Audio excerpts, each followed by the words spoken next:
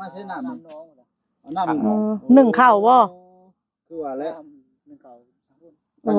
ทางบ่อสิงเพิ่นยังบ่มีน้ำก๊อกเนาะขออนุญาตถามผมนี่บ่ได้อยากตัดบ่อยากตัดอยู่แต่ว่าเป็นอะไรมีเงินนี่นะบ่มีเงินตัดบ่นี่น่ะโอ้บ่าวกำไผบ่สุกตัดเป็นอยู่บ่ยากจะตัดบ่เสาทรงใดจะเอาแบบใดยี่ห้อใดทรงใดได้เบิด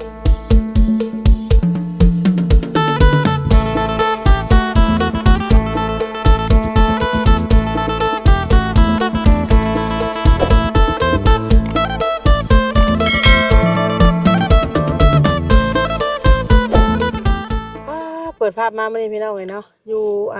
กลางป่าพี่น้องเอ้ยโดยบ่เคยมาเป็นครั้งแรกบ่ฮู้ว่าอยู่ไสเนาะโดยคนอื่นกะกับทักทายสบายดีสวัสดีเด้อพ่อแม่พี่น้อง FC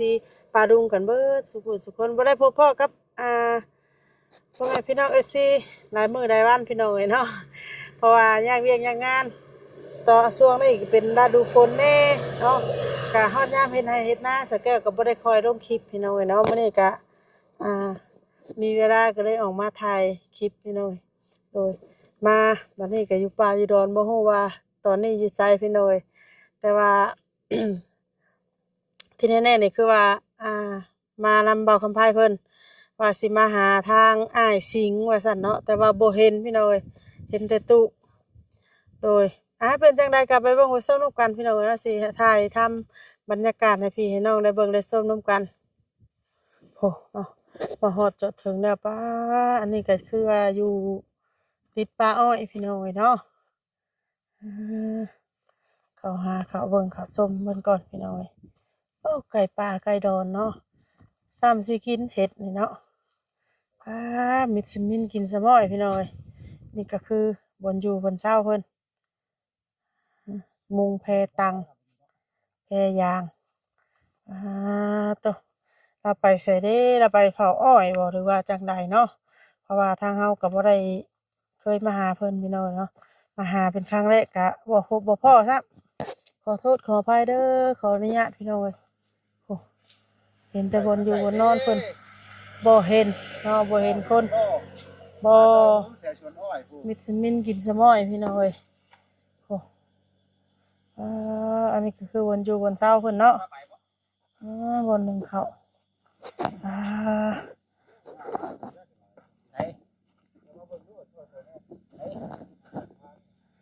อันนี้น้ำใส่บ่อน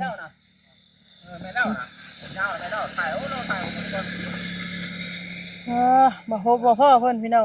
จะเพิ่นไปทางใดเนาะไปหาเผาสวนอ้อยหรือว่าจังใดเพราะว่าเฮาก็มาเป็นครั้งแรก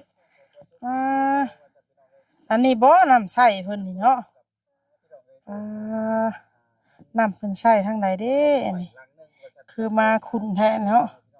คือว่าแถวนี้มันก็บ่มีน้ำบาดาลนี่พี่น้อง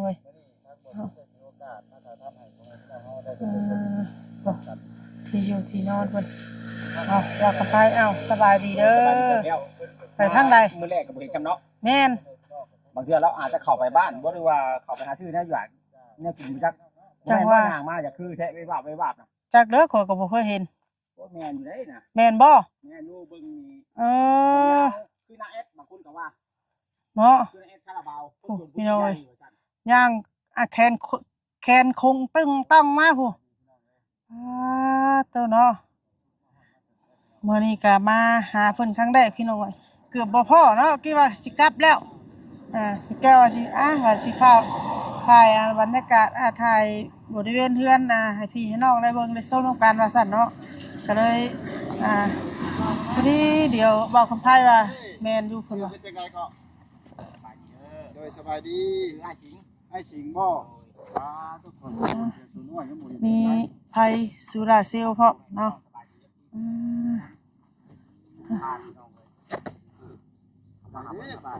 ไก่สวนอ้อยเนาะสนใจเผาสวนอ้อยพี่น้อย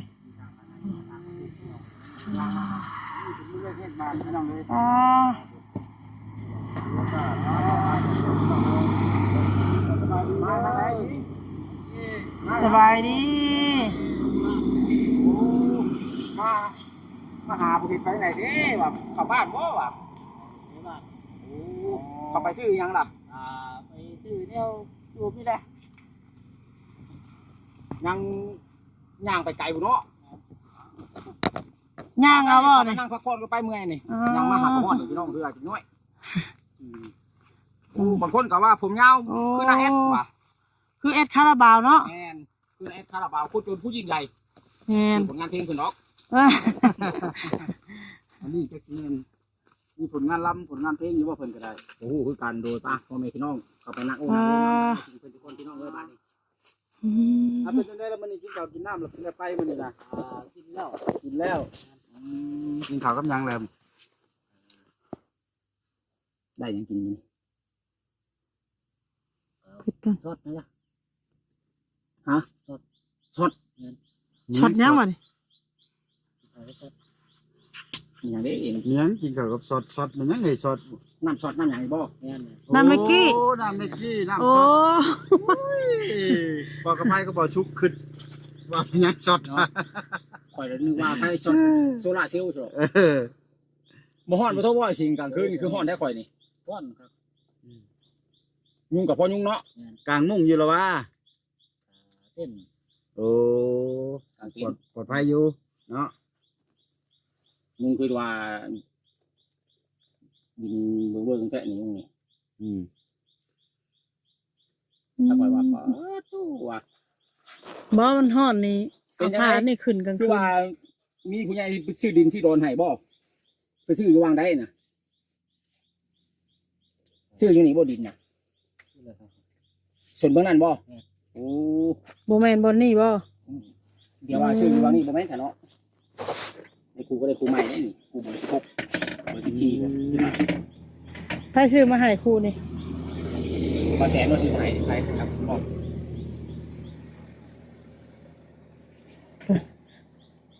เพิ่นยังเมื่อยอยู่เด้เพิ่นย่างมาแต่ในบ้าน ไกลเติบแล้วนี่เนาะ โอ้ไกลเติบ โอ้ หลักหนึ่งเนาะ ไปแต่เช้าพุ่นบ่ โอ้ไปแต่เช้า ก็จะเฮามาถ่าโดนเติบได้สมอยอยู่ห้องหาเพิ่นหาสวนอ้อยย่างรอหาตามสวนอ้อยบ่เห็นอ้าวเพิ่นไปตั้งใดเด้บ่แม่นไปลี่อยู่ในกลางสวนอ้อยเพิ่นบ่ว่า เนาะแต่แท้เพิ่นเมื่อบ้านพี่น้องเอ้ยอืม ทำตาอบเข้ามานี่เนาะ ฮ้อนแท้น เปิดจะย่อยตุ๊กน้องเอ้ยดีใจน้ำไอ้สิ่งเพิ่นที่นี่ผู้ใหญ่ชื่อดินให้เป็นของตัวเองบัดนี้ฮะ อืม เจ้าของที่เพิ่นมาขายให้บ่ เป็นเราก็จะขายให้แล้ว อืม เพิ่นขายแล้วล่ะว่าหรือท่านขาย ก็ยัง ยังอยู่เขาจะว่าเบิ่งไว้แล้วดินน่ะ เรื่องแล้ว มักอยู่บ่ ก็มักอยู่ มักอยู่เนาะ เอามาเบิ่งที่ไว้เบิ่งที่เบิ่งทาง เห็นทีมงานเพิ่นมื้อนั้นว่าเตรียมเบิ่งดินเบิ่งที่ว่าซั่น ทางง่ายเพิ่นนี่คนแบบบ่มักปากเนาะ แม่นคนบ่มักปาก คนอยู่ผู้เดียวแบบเงียบ เด็กเงียบ นึกว่าไปดินชาวนะสมอยอยู่อ่า ไปไป ยันว่า เนี่ยเนาะ ๆยังบ่เคยได้เมียบ่ มีได้บอก โอ้ บ่ได้ ชายโสดบ่นี่น่ะ หาดินชาวก็ตัวกันบ่ชวนกันจักดิ วันนี้มาชวนเบากับไพ่เด้อเวลาไปยิงเสร็จยิงซาวก็ได้อ่า มีบ่ผู้ชาวอ่ะ คนนี้ เนี่ยยังบ่ทันมี มีผู้ชาวเจ้าครับยังบ่ทันมี แม่น หากมีอยู่ผู้ชาวในบ้านหลายอยู่เนาะ หลายอยู่หลายอยู่พี่น้องเว้ย เออ อยู่นอกกับอยู่นี่ตัวใดเย็นกว่ากัน ที่นอกเลย เอาอยู่นอกจะไป ไป เอาอยู่นอกนะไปฮ้อนไป ฮ้อนแฮ อ้าพี่น้องเอ้ยบ่ไหวแต่ว่าบอนที่เพิ่นนี่มันแบบป่านี่เนาะอืมออกมานอกบัดเย็นใด เย็นบอก ลุมมันพัดเขาเนาะ อันนี้ว่าน้ำใส่นะ แม่นแม่น โอ้ ตักมาได้ใส่น้ำนี่น่ะ เอามาใช้น้ำ น้ำน้องเลย เอาน้ำ หนึ่งข้าวบ่ คือว่าแล้ว หนึ่งเขา โอ้ ทางบ่อสิงเพิ่นยังบ่มีน้ำก๊อกเนาะ แม่ยังบ่มีบัดนี้นี่ได้แล้วอันว่าไฟโซลาร์เซลล์เนาะเห็นหุ่งแล้วบัดนี้ แต่ก่อนน่ะบ่มีบ่ โอ้มี ให้โคมได้จ้ะบ่มีเลย ค่ำมาให้เลย นอนเลย นอน โอ้จะไผจุดๆๆๆไผแล้วก็ ออกมานอกมาให้เราอยู่เดชบัดนี้ หาหน้าห่มแน่จริงเลยมองได้ห่มมองได้มันเย็นนั่งแล้วนะ บ่พี่ห่มใหญ่พี่ ห่มใหญ่ทางไหนก็ห่มบ่ใหญ่พี่ เอา น้อง ได้ ช้ำนี่ ได้นั่งรถเนาะ เอได้อยู่ดอกนี่อ้อ โอ้ มาเมื่อยๆแล้วว่าเขาอยู่หันโดดชั้นบอกตาอบเพราะว่าอากาศมันร้อนเนาะมันใกล้ป่าสิบ่ได้ไปหาเฮ็ดบ่ ไปอยู่เลย ได้บ่ ย่างเด็ดไป อืม ยามนี่แถวนี้บ่ทันออกนี่บ่ออกบ่ละบ่ยามนี่ยังอยู่เนาะ จังว่าเราท่านได้เข้าป่าไปจัก อายุบวกก็พูดเลย เออ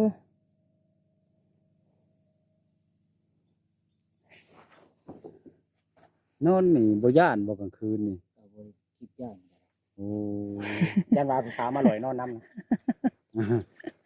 บ่มีบ่มีหายากเนาะ นั่งโอ้ยแม่นความเรา โทษพี่น้องเอ้ยย่างมาแต่ในบ้านเพื่อจะย่อยหูเสือฮอดไปกลับ2 ลัก 2 ลักบ่ 2 ลักผู้แล้วไปกลับเนาะ ไปสิไปดินบ่ แม่นยังไงว่าทุกอย่างเรื่องนี่เพิ่นแค่อ้อยนี่ปุ๋ยบ่หรือยายาใครเป็นคนใส่นี่บ่ยันเมาแท้เจ้าอยู่ใกล้สิไปถึกกินสิบ่เมาบ่นี่ลมอู่ไปทางนั้นยันมันอู่มาพี่พร้อมๆนะบ่มาเนาะ เจ้านี่เผาอ้อยมีสวนอ้อยอยู่นี่บ่โอ้ อา เพิ่ ยุ น จักปีแล้วก็ถามก่อน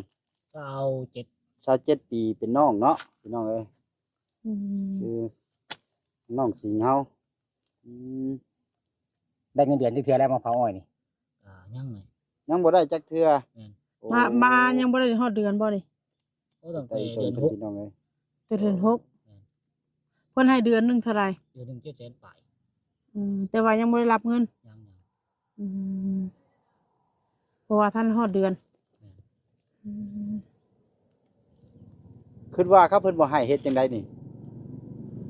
เพิ่นต้องให้เนาะ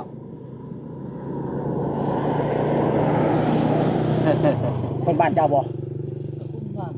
น้องฟัง โอ้อายุซะเนาะ คนบ้านเดียวกัน อืม คนบ้านเดียวกันนั่งดูห่มคนตะก่อน แม่น แดด สู้แดดบ่ได้ เหมือนยามนาบ่ ยามหน้าก็สู้บ่ได้กันมานี่สู้บ่ให้บ่ได้บัดนี้ มาถามเรื่องราวของเพิ่นคักๆก่อนเนาะ อืม พี่น้องเอ้ย เจ้าเคยมาเผาอยู่บ่สวนอ้อยนี่นะ เผาสวนนั่นดิ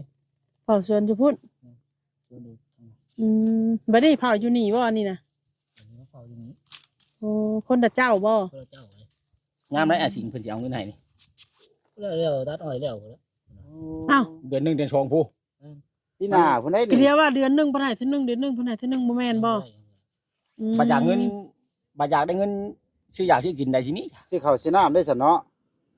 ซื้อหยังซื้อนี่แล้วซื้อเครื่องนุ่งเครื่องใช้แล้วซื้อยาซาผมมาแล้วสบู่ ข้าวนี่เพิ่นให้กินบ่ข้าวนี่โอ้ ใครซื้อมาน่ะเจ้าของชนอ้อยบ่ซื้อมาให้ ไผ บ่แสนนะบ่แสนซื้อมาให้บ่แม่นเจ้าของชนอ้อย เจ้าของชนอ้อยนี่คือว่า อยากกินอยากอยู่กันแล้ว แต่ได้เงินอัน7,500,000นั้น อืม มันหักปีหน้าผู้มันสิบ่ตายก่อนบ่เพื่อฮอดปีหน้าเนาะบ่ชุบเพื่อจะได้เงินซื้อบ่เอาให้จังดีบ่อันใดก็ดีเพิ่นเอาให้อยู่ประจักบ่เทื่อละ10เทื่อละ20นี่เพิ่นมาจอบแล้วเพิ่นให้เทื่อละ10เทื่อละ20 กันว่าเทื่อละแสนละซองสิบ่แม่นบ่ เพิ่นมาเรื่อยอยู่บ่ เพิ่งออกมา เดือนละเทื่อ2เทื่อจังซี่โอ้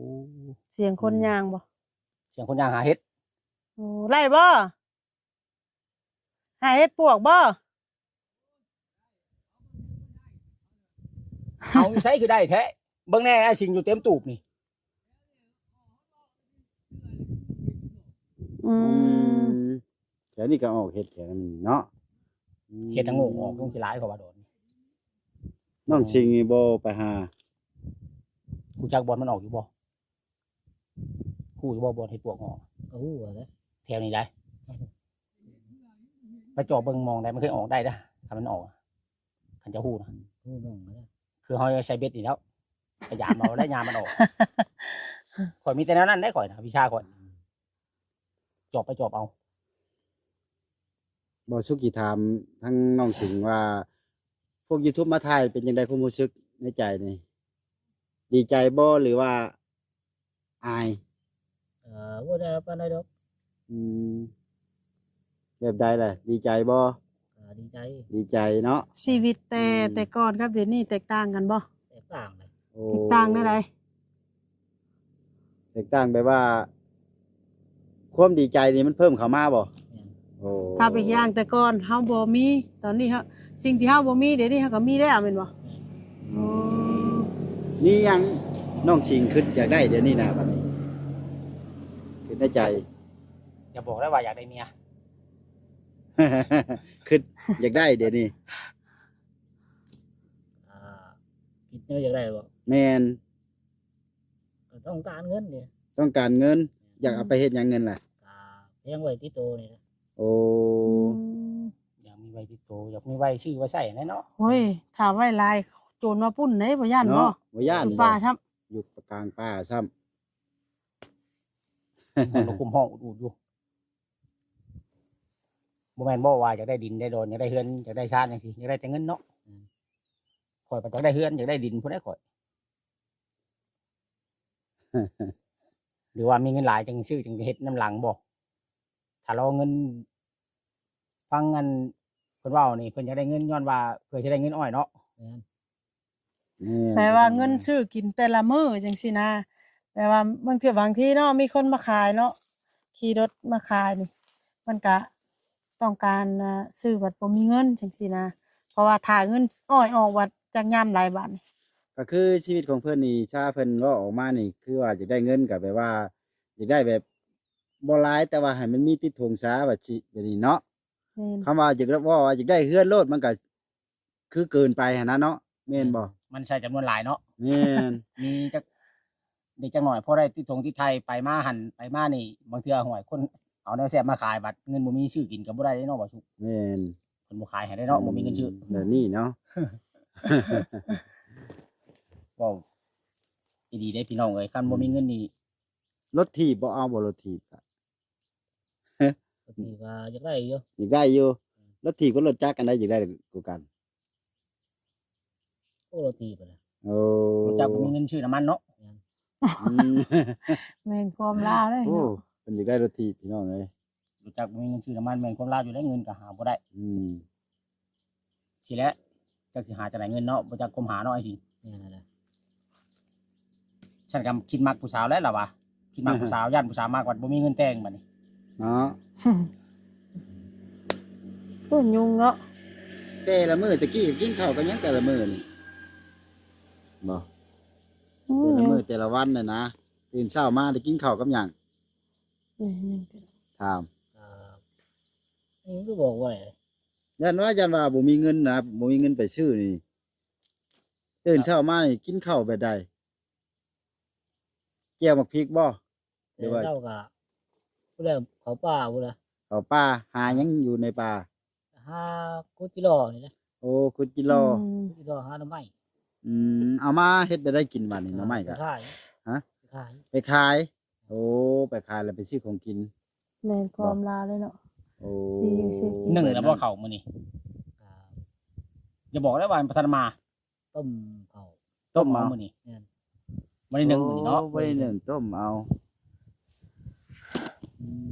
คือเว้าอะไรผู้เดียวเนาะ อยู่ผู้เดียว สบายอย่างหนึงลำบากอย่างลำบากหลายอย่างเนาะ แม่น มันอย่างกับตัวเองเฮ็ดนั่นแหละลำบาก มันย่างเตียงแล้วนี่เอาเด็กบ่อันนี้น่ะอยู่แล้วพี่น้องเอ้ยเนาะม นอนกลางคืนนี่ยุงบ่เว้าเนาะอีกอย่างเลยเนาะ อืม คำบ่กลางมุ้งกลางเต็นท์นี่พี่น้องเว้ย อืม ยอมรับเลยเพราะว่าช่วงนี้มันก็เป็นหน้าฝนแล้ว แต่ฝนก็แม่นว่าอยู่ป่าเนาะ แม่น อยู่แคมป์ป่า บ่ได้มีแบบว่า คนมากวนมาหยังบ่แถวนี้ บ่มี บ่มี อืม มันอยู่เปรี้ยวเกินนะอยู่บ่อยู่ป่าอีก โอ้ ว่า บ่าว ทาง กับ บ้า ไผ นว่าหมู่บ้านก็บ่แม่นว่ะ ขอให้เจ้าคืนละเซนเจ้าสินอนบ่ผู้เดียวเลย ย่านนะก่อน ญาติบ่ขันเบากับพายยังญาติพี่น้องเลย ย่านคันนอนอยู่กลางป่าดีบ่ใกล้หนทางกับบ่ย่านเนาะอันนี้มันใกล้หนทางพุ่น เออ โอ้ยบ่สิงเนาะบ่เห็นย่านเนาะ หลายรูปแบบ แม่นคำขวัญสิลงไป ถ้าเราสิ้นน่ะเนาะเคยอยู่เลยอืม เป็นจังใดกันทั้งครับเป็นกำลังใจพี่น้องเลยเนาะ แบบขออนุญาตถามผมนี่บ่ได้อยากตัดบ่ อ่าอยากตัดอยู่แต่ว่า เป็นอะไร มีเงินนี่นะ บ่มีเงินตัดบ่นี่นะโอ้ ม เบากับพาย บ่สุกตัดเป็ดอยู่ บ่ยาก เจ้าสิตัดบ่ เสาช่วงใด จะเอาแบบใดยี่ห้อใดทรงใดได้เบิด พอได้อยู่พี่น้องเลย บ่ได้ยาก คันสิตัด เจ้าอยาก คันว่าสิตัดให้เจ้าสิตัดบ่ บ่ได้ให้จ้างนะ เนาะ ตัดให้ดารานี่ ตัดบ่ ก็สิราอยู่ไปจัก แทงผมบ่จักบ่สิหรือว่าได้หรือว่าบ่อยากตัดบ่ ฟังมันก่อน ฟังมัน ฟัง ก่อน ก่อ เนาะ น ตัดสินใจยากแล้วบัดนี้พี่น้องเอ้ยตะกี้ว่าบ่มีเงินบัดนี้ว่า สิตัดให้ฟรีบ่ ตัดให้ฟรีตัดให้ดาราจะได้ทรงใดบอกมา เออ ไอ้สิคิดนักได้เติบพี่น้องเอ้ย แบบว่าสิลายผมแน่เนาะ แม่น จงมาแต่โดนบ่ ผู้ใดปีปลาย โอ้อืม แบบนี้ผมยาวคือแบบหนักดนตรีเพลงเพื่อชีวิตเนาะ จักว่าฟังเพลงเพื่อชีวิตหลายพี่จักบ่เห็นพลจงผมยาว บ่ได้มีแนวทางบ่นี่ บ่มี บ่มีเลย อืม เอ็มพี่สามน้อยๆก็บ่มี บ่มี หามามือใหม่เจ้าเอ็มพี่สามมาเพิ่น เพิ่นสิพังกันยังมันบ่มีไม้บ่มีแวว ต้องซื้อแม่มซะแล้วเนาะ แม่น คันมีก็สิพังอยู่บ่เพลงก็ ฟัง โอ้ เคยฟังอยู่บ่เคยฟังอยู่บ่แต่เก่ามักฟังเพลงหยังแบบใดสไตล์แบบใด ได้เบิด ได้เบิดนับแต่ลูกทุ่งสตริงหมอลำได้เบิดทุกอย่างได้ทุกรูปแบบนับแต่หมอลำซิ่งหมอลำเลือก อืมเต้ไปฮอดหมอลำก่อนเนาะ แม่นลำก่อนลำหลังน้อยก็บ่ได้ว่าเลือกแต่ยังดีอยู่ฟังได้ทุกรูปแบบ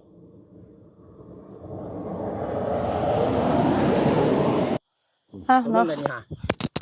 ให้ทางขอสุกกับบ่าวคำไผคุยนำบ่าวสิงเพิ่นก่อนเนาะ มีไผในแล้วมาหาวันนี้ไอ้สิ ผู้เดียวเด้อ มีไผบ่แอนบ่คือสิแม่นแล้วฟังเมื่อถ่ายหน้านะคือบ่เอาเจ้าเมื่อถ่ายหน้านำเนาะ ไผบ่เป็นไร ถ่ายบ่เป็นบ่ติดได้อยู่ บ่เคยเฮ็ดนาบ่ บ่เคย ให้เพิ่นคุยกับเขาบ่สุกกับบ่าวคำไผเพิ่นก่อนพี่น้องเนาะทางสแกก็เลาะเบิ่งเพื่อนซ่านลานแป้นเพิ่นผู้หวด1เข้าเนาะบ่อน1เข้าเพิ่นก็พี่น้องเอ้ยอ๋อเนาะจุไผอันนี้ก็อยู่ป่าแน่เนาะป่าก็ถ้าว่าเราทางไปนี่ทางเป็นๆนี่ก็สิคล้ายแน่เนาะบ่อนเราอยู่นี่นะทางมันเป็นกว่านี้บริเวณที่อยู่น้ำห้องๆนี่นะทางลงนี่ฮ้อนแน่นี่มันก็สิคล้ายกว่านี้อยู่ เพราะว่ามันใกล้อันนี้ร้านมันก็เลยเกิดมียุงไงเนาะโดย